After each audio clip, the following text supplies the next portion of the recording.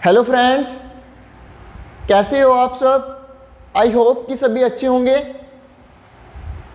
और सभी मज़े में भी होंगे।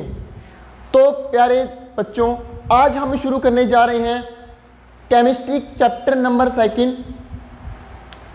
नेम रहेगा उसका एसिड बेस एंड साल्ट के अंदर पीएच मीटर, मतलब कि पीएच स्केल कह दो, पीएच मीटर कह दो, ठीक है। तो उसके बारे में आज स्टडी करेंगे, किस पर्पस के लिए इस पीएच मीटर को यूज किया जाता है, क्या क्या इसके बेनिफिट्स हैं, किस प्रकार हम रीडिंग की मेजरमेंट करते हैं। तो उन सभी बातों को आज हम पढ़ने जा रहे हैं। अब इस वीडियो के अंदर बात करते हैं सबसे पहले पीएच मीटर की। होता क्या ये पीएच मीटर, आया कहां से। तो प्यारे दोस्तों, आपको बता दें सबसे पहले क्या कि जो पीएच मीटर का नेमिंग क्या होती है, तो मैं आपको बताने जा रहा हूं। पीएच मीटर मींस की potential of hydrogen, potential of hydrogen, potential of hydrogen. तो पोटेंशियल ऑफ हाइड्रोजन जो पीएच मीटर है, ये जो पीएच नाम आया, ये आया कहां से। इसकी जो कह सकते हैं ना प्रोडक्शन कह सकते हैं, या फिर फाइंड अप कह सकते हैं, या फिर डिस्कवर कह सकते हैं। तो जर्मनी एक देश है, जर्मनी एक कंट्री है।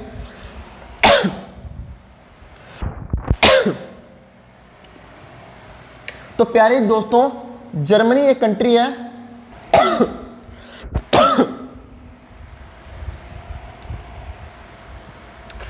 तो जर्मन नाम के एक देश के अंदर उस कंट्री से क्या हुई है, इस वर्ड की क्या हुई है, फॉर्मेशन हुई है। किस वर्ड की, पीएच मीटर, या तो पीएच मीटर कह लो या फिर पीएच स्केल कह लो, ठीक है। तो जर्मनी के अंदर इस वर्ड को लिया गया है। तो जर्मनी में किस वर्ड से इसे, जर्मनी के पोटेंज वर्ड से, पोटेंज किस वर्ड से, पोटेंज, जिसे हिंदी में अगर अनुवाद करें तो उसका, अगर हिंदी में इसका अनुवाद करें प्यारे दोस्तों तो पुजांस होता है, पुजांस, ठीक है, पुजांस। अगर इंग्लिश में बात करो तो पोटेंस। तो इस वर्ड से क्या हुई है, इसकी फॉर्मेशन हुई है, इसकी उत्पत्ति हुई है, किसकी, पीएच मीटर की। अब बात ये आती है कि इस पीएच मीटर को किस पर्पस के लिए यूज किया जाता है, क्या क्या इसके जो पॉइंट इसके ऊपर आपको दिखाई दे रहे होंगे प्यारे दोस्तों, 0 से लेकर 14 नंबर आपको दिखाई दे रहे होंगे। मतलब कि क्या पर्पस होता है इन 14 नंबरों का, इन 14 नंबरों का, इन 14 डिजिट का क्या पर्पस होता है। हम कैसे पहचानते हैं एसिड कौन सा है, हम कैसे पहचानते हैं बेस कौन सा है, और हम कैसे पहचानते हैं न्यूट्रल कैसा है।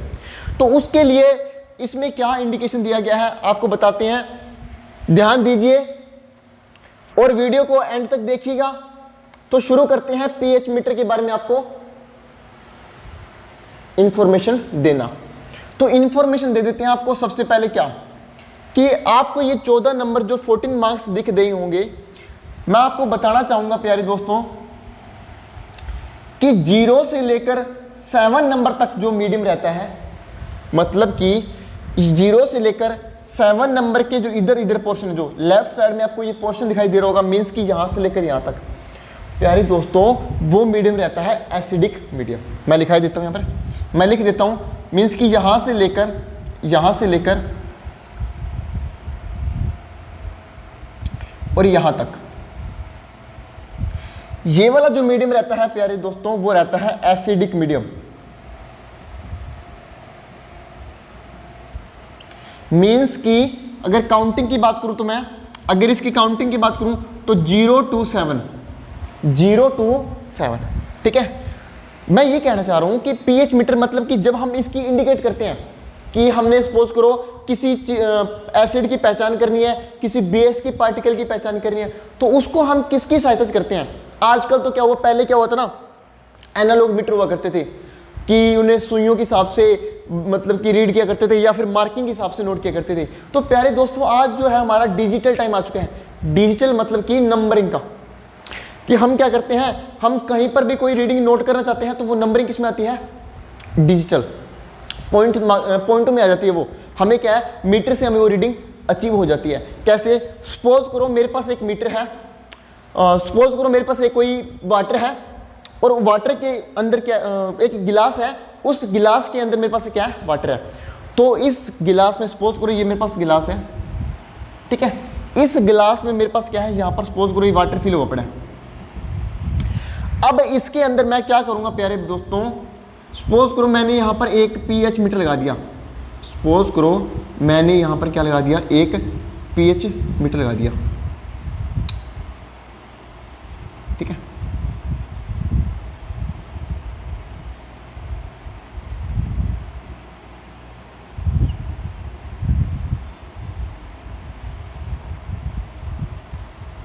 और यहाँ पर क्या आ रहा है, नंबरिंग आ रही है सही, सपोज करो 2.5, ठीक है।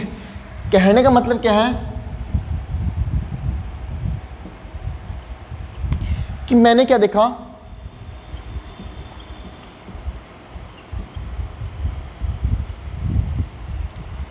मैंने क्या लिया, एक वाटर का सॉल्यूशन ले लिया। उस वाटर के सॉल्यूशन में मैंने क्या चेक किया, इस pH मीटर को डिप किया, मतलब कि उसके अंदर डुबाया। तो डुबाने के बाद उसके आगे कितना सा पोर्शन होता है प्यारे दोस्तों, अभी कभी देखना अगर मौका मिले तो उस मीटर के आगे एक छोटा सा पोर्शन होता है। कहने का मतलब क्या है कि जब वो वाला पोर्शन उस वाटर में जाएगा तो वो वाटर में जाने के बाद वो वाटर की क्वालिटी, वाटर की क्वालिटी बता देगा, मतलब कि उसका मीडियम रिप्रेजेंट कर देगा किसके थ्रू, बाय ए रीडिंग, कि उसके अंदर क्या हुआ, जैसे ही वो इसके अंदर डिप करेंगे आप मीटर को, तो वो क्या करेगा, वहां पर क्या करेगा, बाय ए डिजिटल वैल्यू शो करेगा मीटर में। हमें उससे क्या हो जाएगा, गैस हो जाएगा कि जो वाटर है हमारा वो एसिडिक वाटर है, बेसिक वाटर है, या फिर वाटर जो है न्यूट्रल है।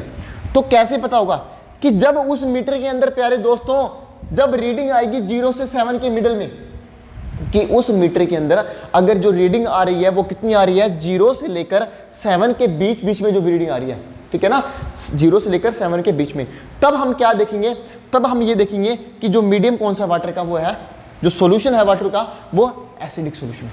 क्या है, एसिडिक सॉल्यूशन है। नंबर 2, अगर हमने दोबारा अगेन डिप किया, उसके अंदर अगेन उसको डिप किया, हमने ये देखा कि इसमें जो रीडिंग आ रही थी प्यारे दोस्तों वो कुछ आ रही थी 7.5, कितनी आ रही थी, 7.5।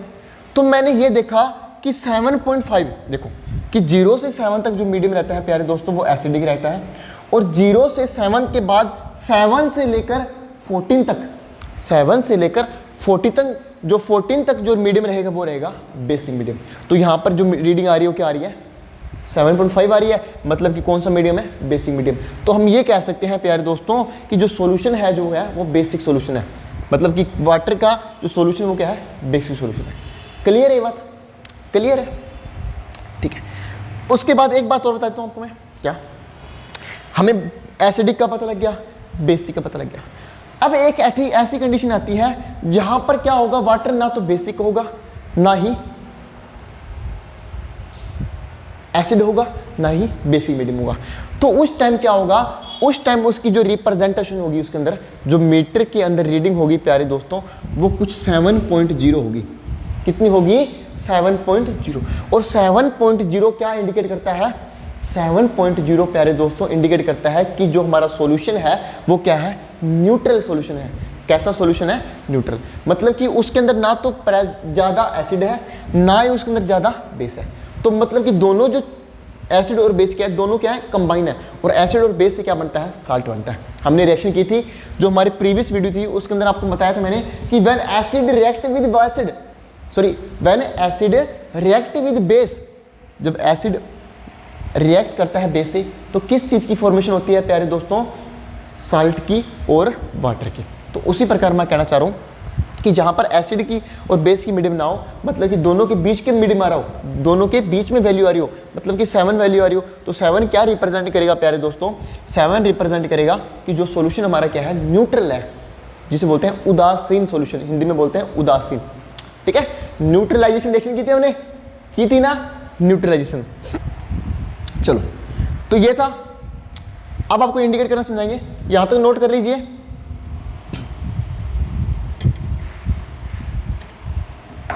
अब आपको मैं ये बता रहा था कि ये वाला मीडियम एसिड था और जो ये बच गया प्यारे बच्चों, जो ये मीडियम बच गया ये वाला, वो कौन सा मीडियम है, वो है बेसिक मीडियम, ठीक है। कौन सा मीडियम है? बेसिक। और बेसिक मीडियम की आपकी बता दूं, जो रिप्रेजेंटेशन रहती है नंबर की डिजिट की, ठीक है, तो इसके जो डिजिट रहता है वो रहता है 7 to 14 तक। मतलब कि 7 से 14 के बीच बीच में वैल्यू आनी चाहिए, ठीक है ना। 7 नहीं आनी चाहिए वहां पर, 7 नहीं आना चाहिए, क्योंकि 7 आ गया तो क्या आएगा? 7 तो रिप्रेजेंट करेगा न्यूट्रल को, ठीक है। मीन 7 से कम, 7 से ग्रेटर।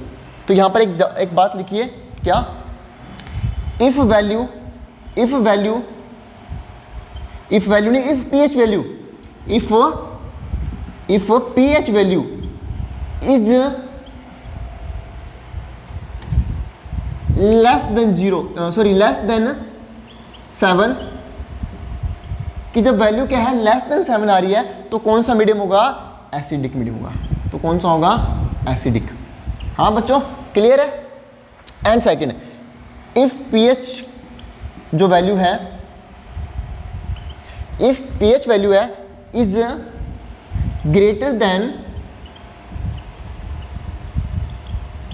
7, कि जब जो pH वैल्यू है प्यारे दोस्तों 7 से ग्रेटर है, तो उस टाइम क्या होगा? उस टाइम जो मीडियम होगा मेरे पास क्या होगा? बेसिक मीडियम होगा। कौन सा मीडियम होगा?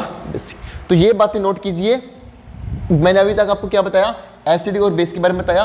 और आपको एक बात और नोट करो कि ये वाली, कि जो ये बीच वाला पोर्शन रहेगा, ये वाला मतलब कि 7 से ना तो ग्रेटर और 7 से ना ही लेस, तो ये मिडल वाला पोर्शन रहता है, उसे बोलते हैं न्यूट्रल पोर्शन, न्यूट्रल, ठीक है। तो यहां पर एक बात और लिखिए, क्या? इफ pH वैल्यू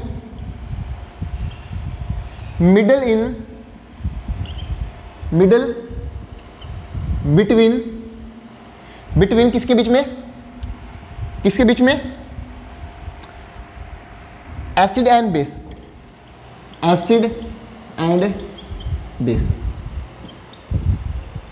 देन कौन सा मीडियम होगा? न्यूट्रल। देन कौन सा होगा? न्यूट्रल। यहां तक नोट की प्यारे बच्चों, यहां तक नोट किया कि पहले पता होना चाहिए pH मीटर होता क्या है, पोटेंशियल ऑफ हाइड्रोजन, कहां से इसकी फॉर्मेशन हुई, किस देश से इसे लिया गया, तो जर्मनी के एक देश है वहां से इसको लिया गया। वहां से किस शब्द से लिया गया इसको? पोटेंस, जिसे हिंदी में बोलते हैं पुजांस, ठीक है, वहां से इसकी डिस्कवरी हुई। उसके बाद मैंने आपको बताया कि pH मीटर के ऊपर 14 मार्क्स क्या रहते हैं? रिप्रेजेंट रहते हैं 0 to 14 तक। तो 0 to 14 मतलब कि 0 से 7 जो मिडियम रहेगा वो एसिड रहेगा, एंड 7 to जो 14 दिए मिडिल में जो रहेगा वो रहेगा बेसिक। एंड 0 and 7 and 14 के जो मिडिल में जो पोर्शन रहेगा बच्चों, ये वाला वो रहेगा न्यूट्रल। यहाँ तक नोट कीजिए, आगे बढ़ते हैं। यहाँ तक वीडियो को पॉज करें और नोट करें, ठीक है। इसको मिटाने जा रहा हूँ मैं, इसे नोट कीजिए। जो ये पोर्शन है देखो प्यारे दोस्तों, कि ये वाला पोर्शन, ये वाला,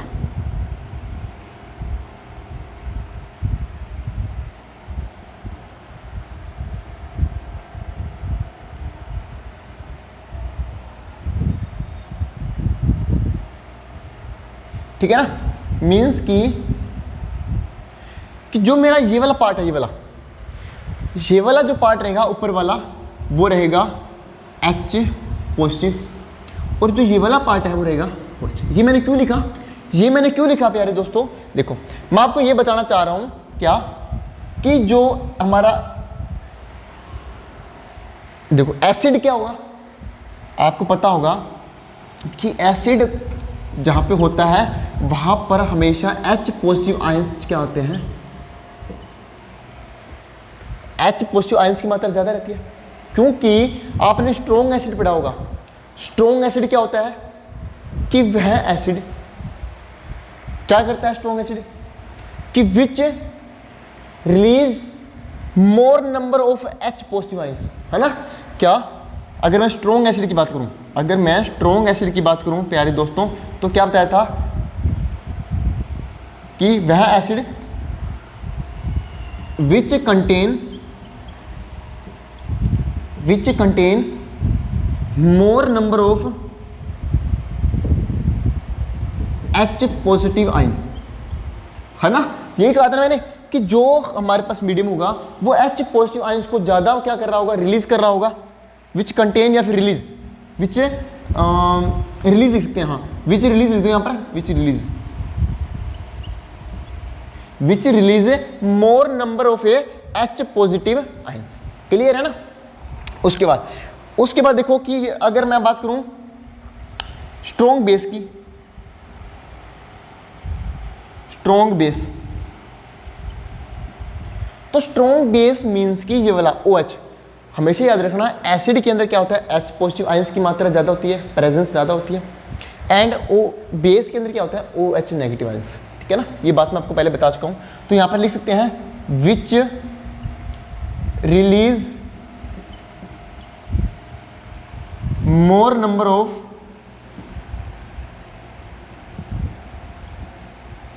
OH negative ions, OH negative ions. तो हमेशा याद रखना एसिड के अंदर क्या होता है प्यारे दोस्तों, H positive ions, and base के अंदर क्या होता है, OH नेगेटिव आयंस। मतलब कि देखो यहाँ पर क्या हो रहा है, ये वाला जो ऑर्डर है वो एसिड का है, देखो ना एसिड का है ना, ये वाला पोर्शन क्या है, इंक्रीजिंग ऑर्डर है।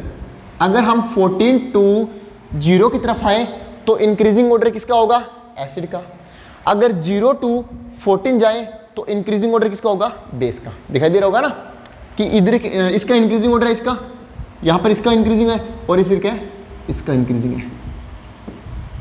ठीक है ना, यहाँ पर क्या हो रहा है, H पॉजिटिव आयंस की इंक्रीज हो रही है, और यहाँ पर क्या हो रहा है, OH नेगेटिव आयंस की इंक्रीज हो रही है। तो ये बातें थी बच्चों pH मीटर से। अब pH मीटर से क्वेश्चन क्या निकलता है, क्वेश्चन ये निकलता है क्या कि कई बार क्या पूछा जाता है कि जो हमारी जो बॉडी है वो किस मीटर पे, किस pH मीटर पे कंटेन है। तो आपको बता दें जो ह्यूमन बॉडी है, इसे नोट कर लीजिए, इसे मिटाने जा रहा हूं मैं प्यारे दोस्तों। अब हम वो बात करते हैं क्या कि किस के अंदर, किस पार्टिकल के अंदर pH की वैल्यू कितनी रहती है और किसके अंदर क्या है, बेस की वैल्यू कितनी रहती है। तो हम बात करने जा रहे हैं pH मीटर की वैल्यू की। ये नोट करें, वीडियो को पॉज करें, मिटा दें। चलो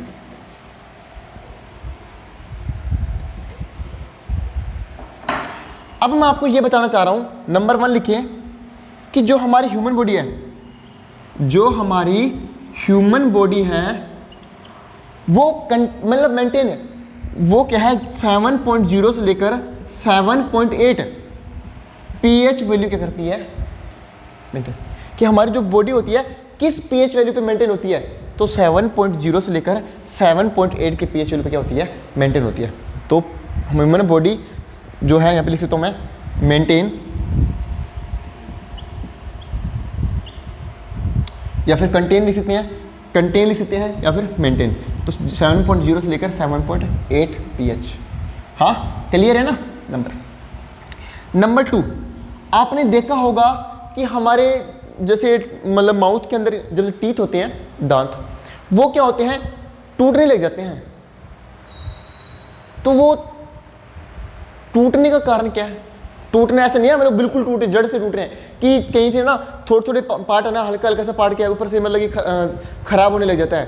ठीक है ना, प्रॉपर्ली क्या है, धीरे आप देखते हैं स्टैच, अगर उसको टच करके देखें तो वहाँ से क्या है, वो हल्का हल्का पार्ट क्या है, खुरदरा खुरदरा सा फील करते हैं। तो वो कारण क्या है, तो वो कारण क्या है बच्चों, बताते हैं आपको कि जब हमारा माउथ का pH मान 5.6, समझो 5.6 या फिर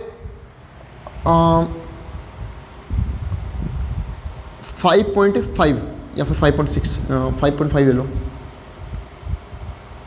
5.6 कहते हैं जब हमारे माउथ का pH मान, हमारे माउथ का pH मान 5.6 से लेस हो जाता है या फिर 5.6 हो जाता है, उस टाइम क्या है, हमारे दांत होते हैं वो गलने मतलब कि ख़राब होने शुरू हो जाते हैं। ठीक है ना, यही कारण है उसका। उस केस में मतलब कि डेंटिस्ट जो होते हैं, दांतों की जो डेंटिस्ट होते हैं, ठीक है, विशेषज्ञ, वो क्या करते हैं, वो मतलब एडवाइस करते हैं कि मतलब माउथ को क्या है, ज़्यादा से ज़्यादा क्या है, मतलब कि टूथपेस्ट प्रोवाइड कराते हैं बड़ी से बढ़िया, कि जिसके अंदर क्या एसिड की मात्रा ना हो।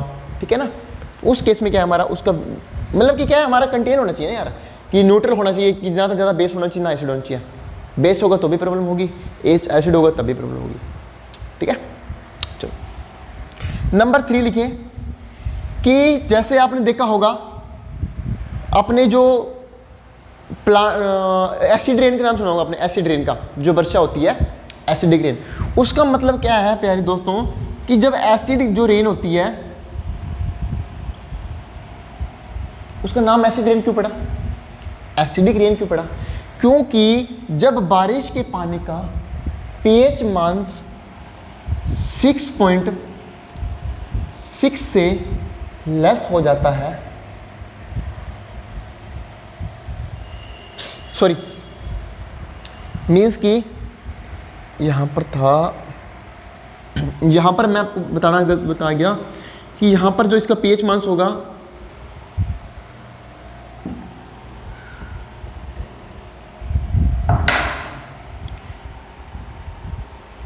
हम बात कर लेते हैं अब हमारे माउथ की, कि हमारे जो माउथ का पीएच मान, कि आपने देखा होगा जो हमारे टीथ होते हैं सड़ने शुरू हो जाते हैं, टूटने शुरू हो जाते हैं, उनके ऊपर क्या होता है, खुरदरापन आ जाता है। वो कारण क्या है प्यारे दोस्तों?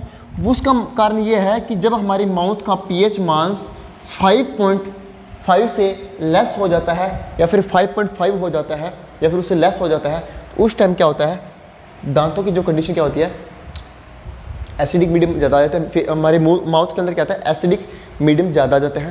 तो उसी के कारण क्या होता है, वो कंडीशन क्या होती है, पैदा होती है। लेकिन इसको फिर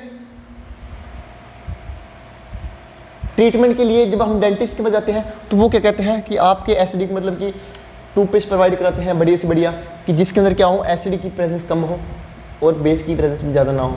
न्यूट्रल का, जैसे न्यूट्रल का सिस्टम वहाँ पर जाते हैं, ठीक है। उस केस में क्या होता है कि हम फिर वहाँ पर उसको यूज़ करते हैं। तो ये क्या होता है, माउथ का पीएच। अगेन आपको बता दें कि नंबर थर्ड नंबर के अंदर आपने एसिड रेन का नाम सुना होगा, अम्लीय वर्षा। वो अम्लीय वर्षा मतलब क्या होता है कि जब बारिश के पानी का पीएच मान 5.6 से लेस हो जाता है, मीन्स कि जब एसिड रेन, देखो आपने एसिडिक रेन सुना होगा ना, अम्लीय वर्षा, एसिडिक रेन। वो एसिडिक रेन मतलब कि उसका पीएच मान कितना हो गया, 5.6 से लेस हो गया, मतलब कि उसका जो मान है वो 5.6 से क्या हो गया, लेस हो गया। उस टाइम हम उस रेन को क्या बोलते हैं, एसिडिक रेन बोलते हैं। क्या बोलते हैं, एसिडिक रेन।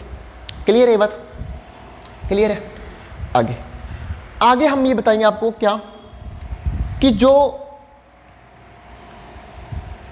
हमारे केमिकल है, हमारे, आपने नाम सुना होगा